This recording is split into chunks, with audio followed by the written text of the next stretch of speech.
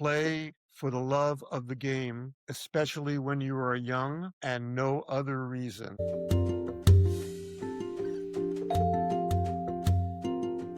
Today's episode is brought to you by El Tule, a family-run restaurant blending the bold flavors of Mexican and Peruvian cuisine right in Lambertville, New Jersey. Rooted in tradition and infused with love, El Tule turns every meal into a celebration of vibrant spices, fresh ingredients, and warm hospitality. Whether you're craving authentic ceviche, perfectly seasoned tacos, or a BYOB dinner out with friends, El Tule is worth the visit. Check them out in Lambertville. Delicious food and unforgettable vibes await.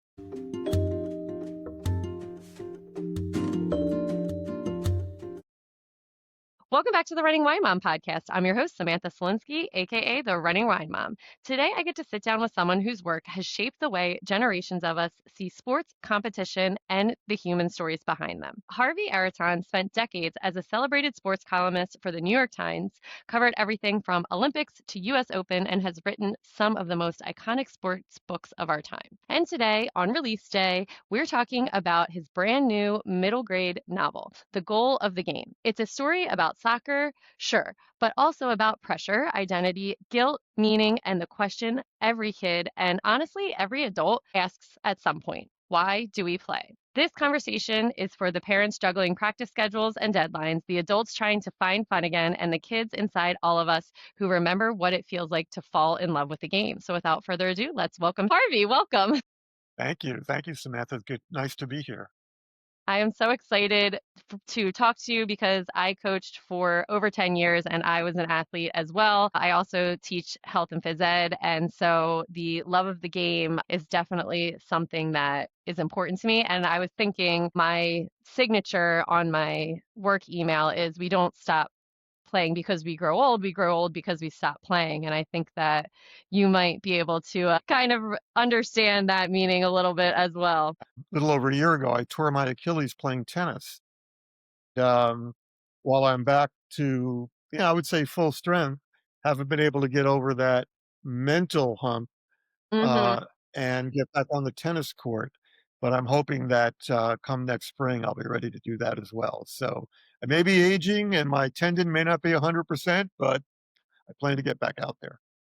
I love that. And so before we talk a little bit more about you, we start each episode with our wine, and win of the week segment. This is where we share our favorite bottle of wine, vent about something that's been bothering us, and celebrate our recent victories. So grab a glass, take a deep breath, and let's get started. So Harvey, what is your wine, WINE, of the week?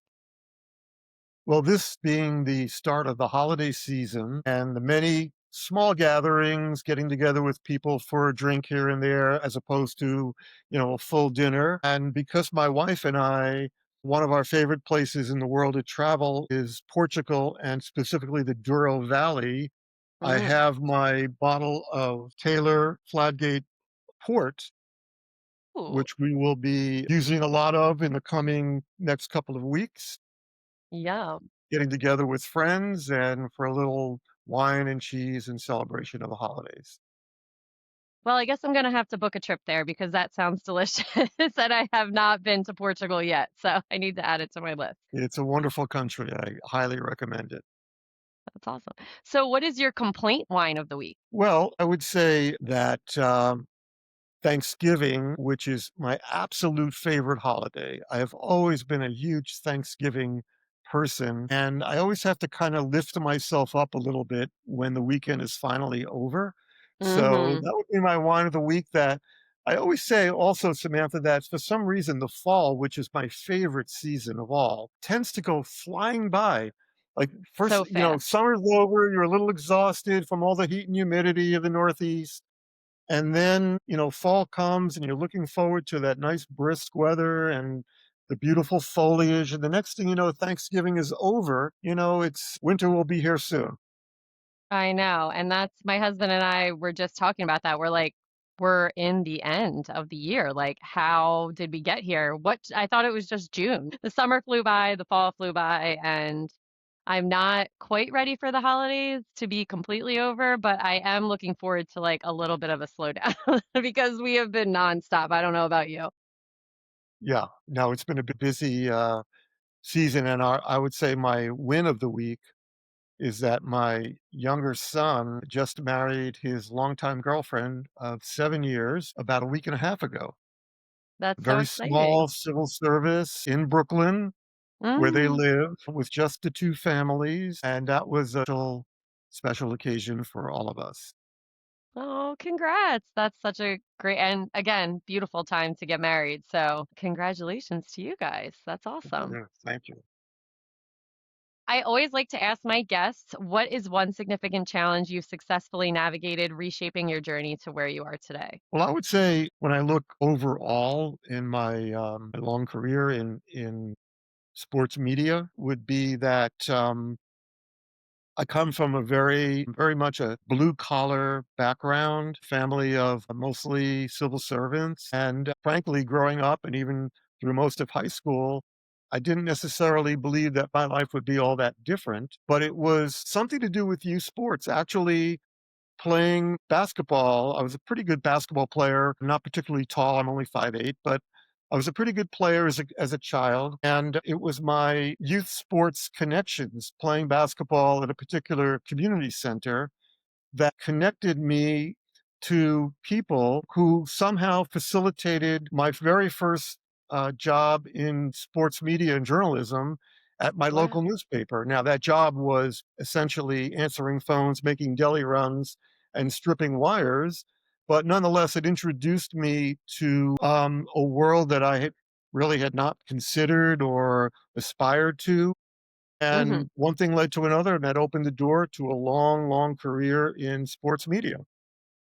That's awesome. And it's true, you never really know where those little things will take you. And people really underestimate a team and what comes with a team, trust and connections and all of that, and where it can bring you to. You're the perfect example you are today. That's great.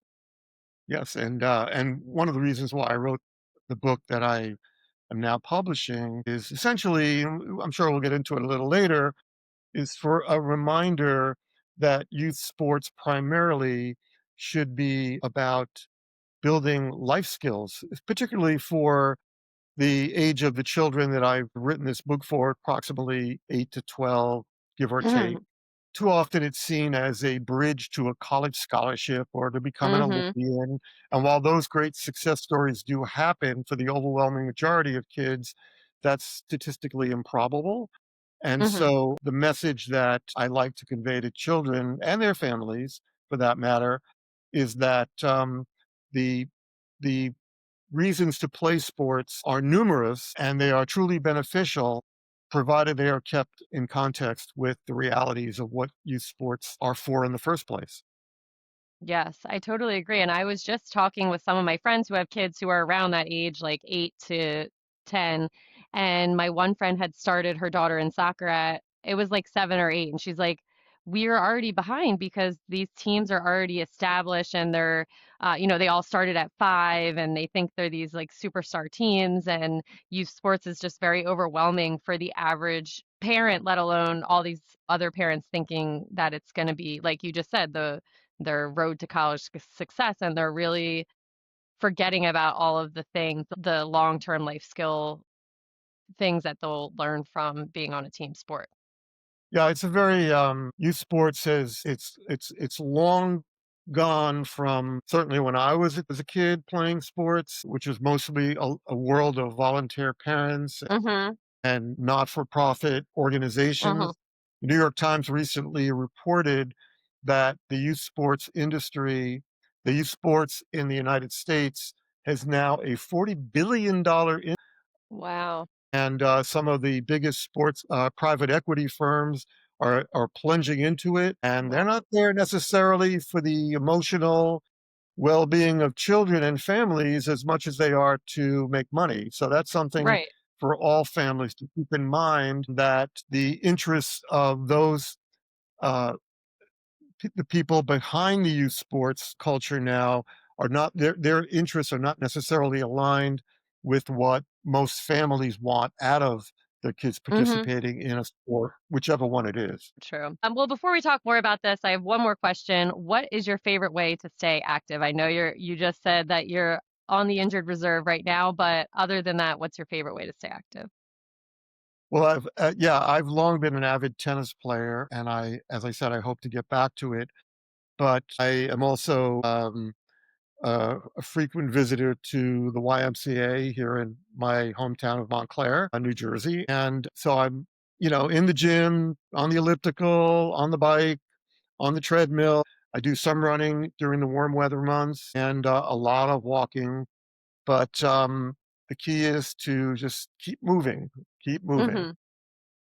And I love hearing I always like asking that question because, again, as a health and phys ed teacher at the high school level, I try to do lifelong sports. I do badminton, pickleball, tennis is really what I mainly teach. And I think, again, it's great to do the football and basketball can be lifelong as well. But it's always nice to hear that people are still doing the tennis and just the simple walking. It's something that you can do forever, which is wonderful. So it's funny, I played pickleball once or twice, and many of my friends are completely into it. Right. But when I went to see my surgeon after I injured myself, and I was sitting in the examining room, and he walked in and he looked at me wearing a boot and he said, "Don't tell me pickleball."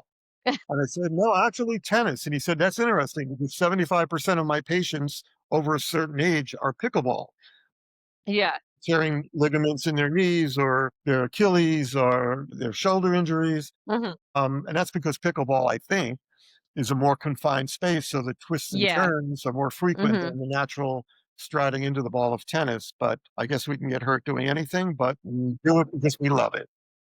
Yes. All right. So let's get into it. So, Harvey, your career spans from writing sports columns at the New York Times to authoring both nonfiction and fiction. If you were able to go back and tell your younger self one thing about your journey, what would that be?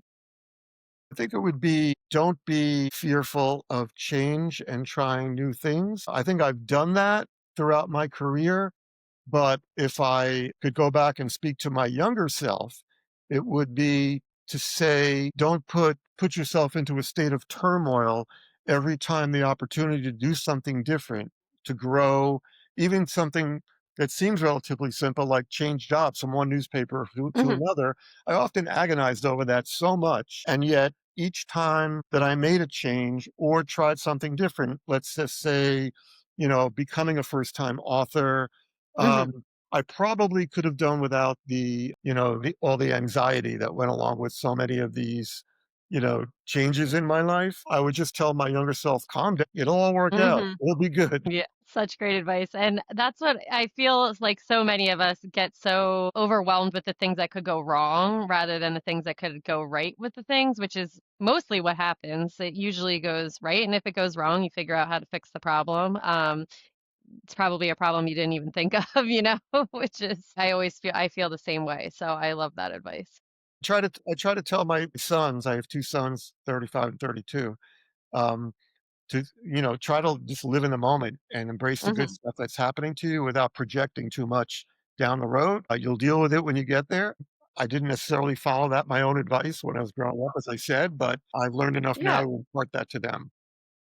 Easier said than done, you know? That's what I'm always like, just calm down, it will be okay. But then inside, everything's going all over the place. But hopefully they can take that advice as well. So let's talk about the goal of the game, your book that releases today. What was something like the spark that made you think, like, I want to write for this age group specifically? Because I don't feel like there are a lot of books that go to that age group with this topic rather than like a sports memoir or adult fiction. Well, when I was still writing my columns and feature stories for the Times, around a little after the turn of the century, I began writing about issues in youth sports. Mhm. And I think it was inspired by the realization that when I was a kid growing up, the Little League World Series in Williamsport, PA, every year on ABC's Wide World of Sports, which is a long defunct sports program that used to be on every Saturday afternoon, once a year they would show the Little League Championship game. And it was kind of a novelty thing. We got to see the young kids playing, trying to act like big leaguers. But by the turn of the century, ESPN, which is the major sports network, was televising pretty much every Little League game.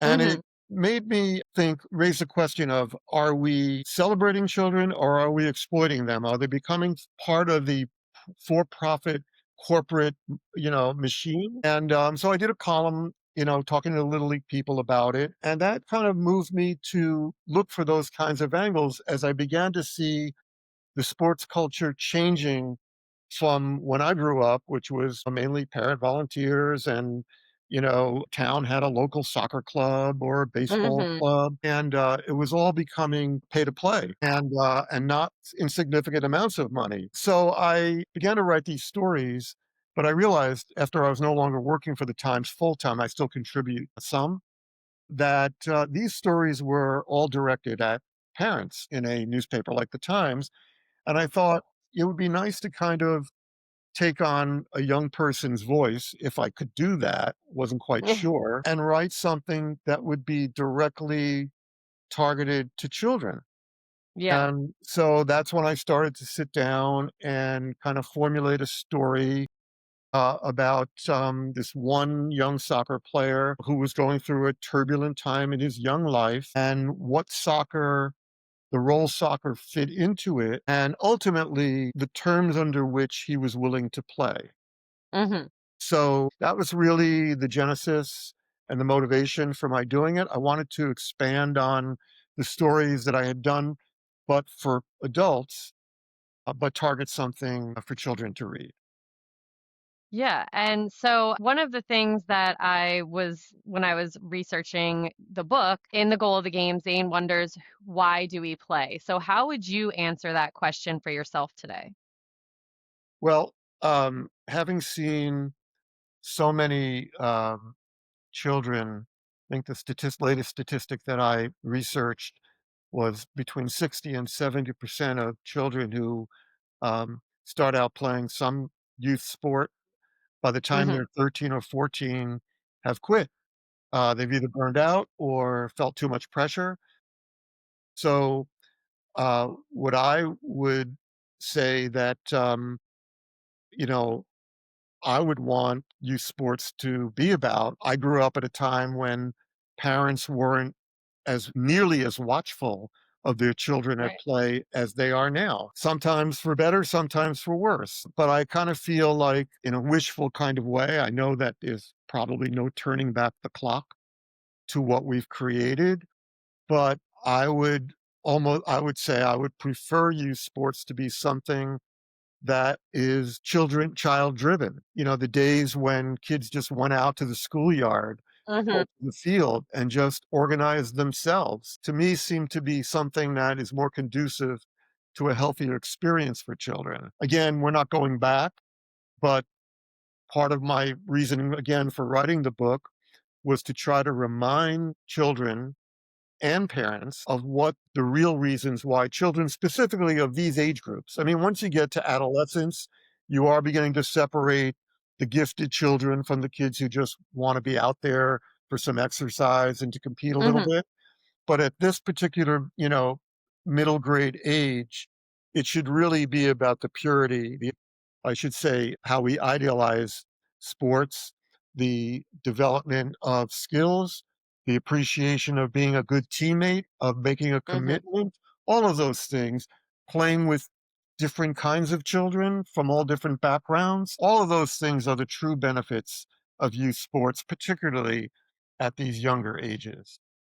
Right. So how was the process of writing this book different than previous books, like having to get back into the mind of preteen basically, and also knowing what you know from living through it? How did that kind of differ from your previous book?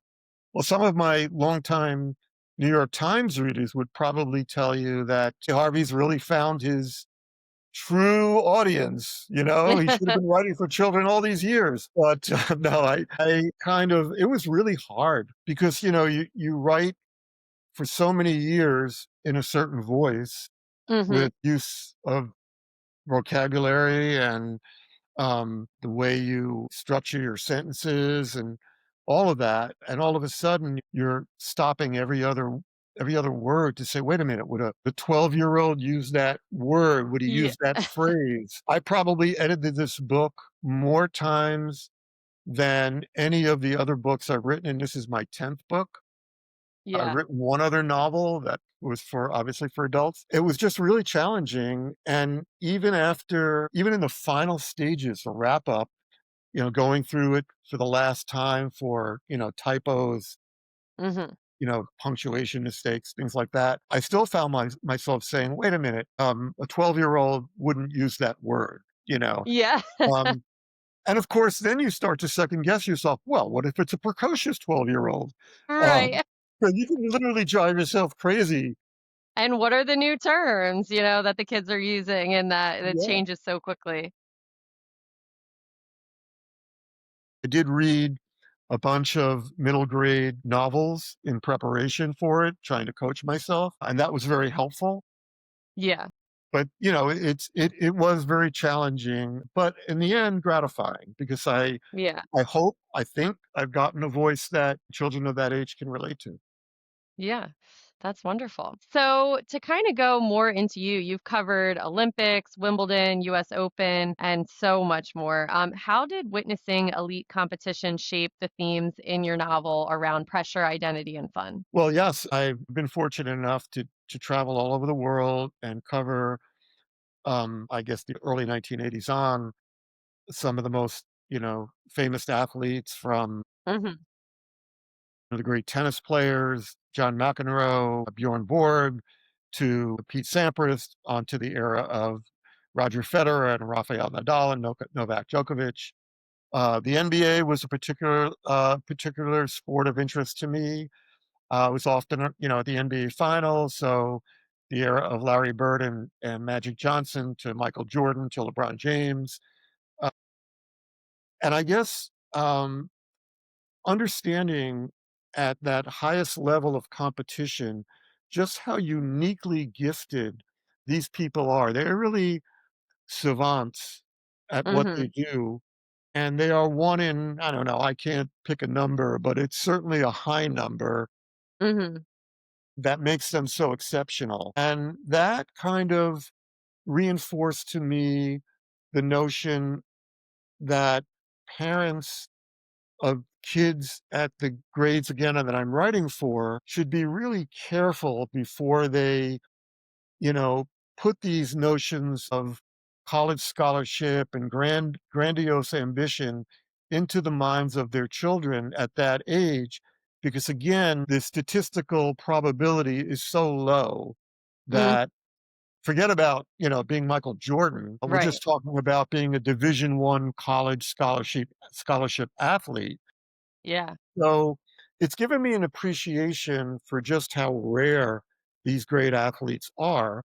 You're talking about in the NBA, let's say, I think it's about 500 players out Wow. of how many billions of people are on the planet and how Yeah. global a sport that is now since the early Hmm. 90s. So I guess that's the greatest impression that covering these elite athletes have given me. It's sort of like, if you ever had, not that I did, the good fortune of sitting down and discussing quantum physics with Stephen Hawking or someone of that Yeah. nature, you would not come away from that saying like, I think my 9-year-old could grow up to be the next Yeah. Stephen Hawking, right? So that's Yes. that's sort of like what you're doing. You're projecting something that is so unlikely for your child. Yeah. I understand it though. Sports is such a visible commodity in our local communities. If you have a child who is a really special mathematician, Hmm. chances are the only people in your community who are going to know about it are the kids in his class, his or her Yeah. class, you could say. Um, and but sports every weekend, whether it's baseball or football or basketball or soccer, lacrosse, you know, parents are lining those fields and people, your friends, your neighbors, all get to see your kid. Oh, wow, she scored 3 goals in that last soccer game. She's really good. It's Hmm. understandable why parents develop, they swell with pride, Right. but they have to learn to keep it in perspective. Yes, it is very hard, I feel like, for parents. So, I see all over social media, and yeah, your kid is a great athlete, and maybe they could take their sports somewhere, but it again, like you said, it might not be to the Olympics or the professionals. So to go to your experience in the field, what's one memorable sports moment you've covered that still sits with you when you think back on it or makes you happy or smile? There were so many.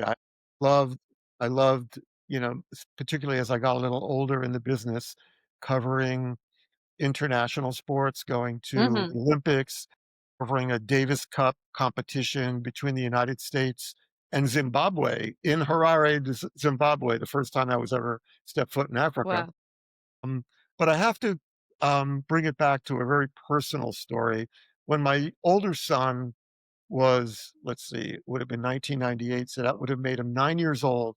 He was the biggest Michael Jordan fan. I mean, he loved and worshiped Michael Jordan and the Chicago Bulls of the 1990s, which is a team that won 6 championships in 8 years at a time Hmm. when Jordan was sort of like leading um, the NBA to becoming a global sport, popularizing basketball all over the world. And the Bulls were playing the finals in Salt Lake City, Utah, against the Utah Jazz, and everyone knew they had already announced this prior to that season that this was going to be the last season for the Chicago Bulls of that team assembled with Yeah. led by Jordan. And in fact, ESPN during the early part of COVID did like a 10-part series called The Last Dance based on that season. Mm, yeah. And anyway, game six, which turned out to be the last game, started at 5:30 in Salt Lake City, which meant it started 7:30 it back here in the East, which meant that my son would be able to stay up. It was a school night, Sunday night, to watch the game. And it was a spectacular finish. Jordan stole the ball from one of the Utah players and hit the game-winning shot. And it was a storybook ending. He did retire, sit out 2 years and come back and play 2 years for the Washington Wizards, but that was Hmm. sort of like, just not even nobody really even thinks about that. But the storybook end to his Chicago Bulls career was that night in Utah, and I was on what had to be a ferocious deadline. I probably had 25 minutes from the time the game ended to file my column back to New York for that main edition of the Times, Hmm. and they were holding the paper because it was such a big sports event. The Times was never thought to be it's a real super serious sports newspaper, but Michael Jordan was front page news. And in Yeah. fact, I think my column did run on the front page of the paper that night or the next morning. Anyway, so I just couldn't help myself. I knew my son was watching it. I knew how important it was. And I was determined that I was going to share a couple of minutes with that with him. So even though I was pressed for time, I think it was 20, Yeah. 25 minutes I had, picked up my cell phone, dialed home, and told my wife, "Let me speak to Alex." And he got on the phone, and I said, "Wasn't that amazing? Dad, Michael's so great. Isn't he great? Isn't he great?" Oh, And I just, like, think back to that, it's a famous sports moment in the American sports culture, but for me, it'll always represent sharing something with my young son, even though I couldn't be with him to watch it, that I had to right. take a moment or 2 just to share it with him. So, that's one that particularly stands out Wow. for me. And that's so cool to hear that because as a watcher, someone watching, maybe you would think, oh my gosh, it's the coolest thing for this writer to be there and be able to write about this. But like the reality, even though you think it was a great moment, but the real moment was sharing it with your son, which is something so much more important and always goes back to, your kids are first, which is pretty cool to hear. I love hearing that. It's always trying to create that, that we never do create the perfect work-life balance, Right. but we try, right? We Right. try. We Endlessly try. try. So, one of the themes in your new book is balancing playing for keeps versus playing for fun. As adults and especially as parents, we often forget the fun part. How do you personally reclaim play in your life right now? Well, I think that as with anything, when we get caught up in our work life Hmm. and it sometimes feels like we never do enough or there's always more to do. So let's say, for instance, I'm entering into the heavy period of book promotion right now, Hmm. but it's also the holiday season. And it will be very easy for me to say, instead of Just like, say, taking a moment, taking an hour or 2 hours to go to the Y and work out. Right. Wait, I can do more work at home. There's more emails I can send out. There's more people I can reach out to help me promote the book or whatever. Mhm. I try always to include the things that I do when I'm not stressed out at work. Right. And so that includes making sure I get my workout in. That includes, calling up one of my sons and driving to where they live and saying, let's grab lunch, making sure that I'm seeing my friends, checking in. I have a Right. 98-year-old mother living in a nursing home right now. So making sure that I'm getting there. It's about, a 45-minute drive from where I live. Mhm. Because I think, as I said, I think that what happens is in our high stress, anxious work lives, we tend to push the good things, the things that balance us away too easily because we feel like if we don't, and I think that that's something that it's not exclusive to Mhm.